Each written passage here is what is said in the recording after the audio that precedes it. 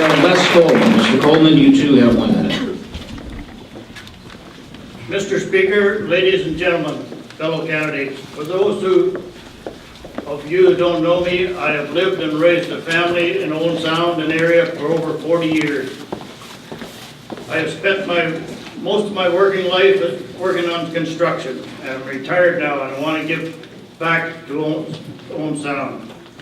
When elected, I will help sell the Billy Bishop Airport, listen to the taxpayers, find a buyer for PVG, get more industry and business, amalgamate with the Sunset Strip in Sydenham Township.